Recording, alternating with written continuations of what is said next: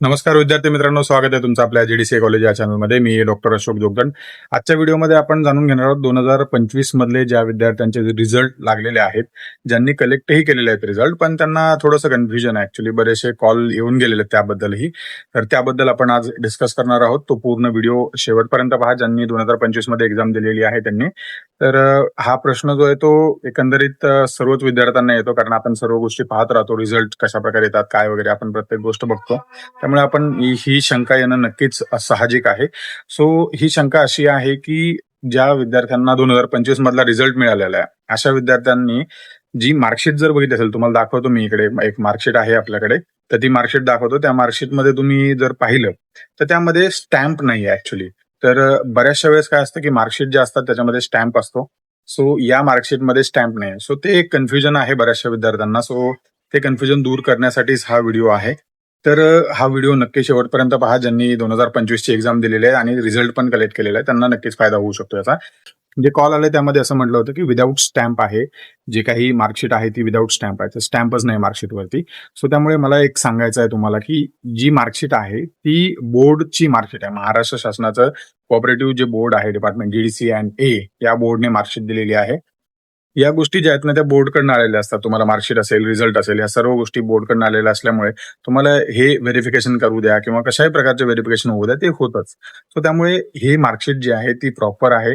So ज्या काही तुम्हाला सर्टिफिकेट्स मिळाले ते प्रॉपर असतात. त्यामुळे तुम्ही टेन्शन घेऊ नका, जेणेकरून तुम्हाला असं नको वाटायला की कुठे स्टॅम्प असतो. कारण तुम्ही पाहिलं असेल की बऱ्याचशा वेळेस मार्कशीट जे असतात त्याच्यावरती सिम्बॉल किंवा स्टॅम्प असतो किंवा शिक्का असतो, थोडक्यात मराठीमध्ये. तो शिक्का जो आहे तो शिक्का नाहीये. महाराष्ट्र शासनाचा तसा जीडीसी बोर्डचा जो शिक्का आहे तो शिक्का नाहीये, असंच बऱ्याचशा लोकांचं म्हणणं आहे. तर शिक्का त्याच्यावरती नसतोच ऍक्च्युली. तुम्ही जर पाहिलं तर ऑलमोस्ट आता सर्व गोष्टी त्या डिजिटल झालेल्या आहेत, त्यामुळे सही सुद्धा डिजिटल स्वरूपात मिळते तुम्हाला. तर तिथे जे काही गोष्टी आहेत अवेलेबल, त्या सर्व गोष्टी तुम्हाला दिसतात. सो त्यामुळे तुम्ही टेन्शन घेऊ नका. जी मार्कशीट आहे तुमची ती ऑथेंटिकेट आहे, तुम्हाला कुठे अडचण येणार नाही. तीच मार्कशीट तुम्हाला पुढे सबमिट करायची आहे. एकंदरीत सर्व मार्कशीटवरती अशाच प्रकारच्या गोष्टी आलेल्या आहेत.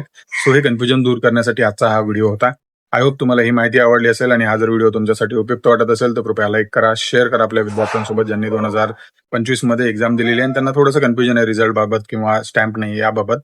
तर त्यांना नक्की फायदा होऊ शकतो. आणि जीडीसीए कॉलेजच्या अन्य कोर्सेस बद्दल अधिक माहितीसाठी कृपया कॉल करा, ज्यामध्ये ऑनलाईन कोर्सेस आहेत, 10वी 12वी ओपन स्कूलिंग कोर्सेस आहेत, MBA आहे पुणे विद्यापीठाचं वर्किंग प्रोफेसरसाठी, त्यामध्ये MBA HR, finance, marketing, operation, supply chain सर्व गोष्टीमध्ये आहेत. तर ते ज्यांना करायचे त्यांनी नक्की कॉल करून विचारू शकता.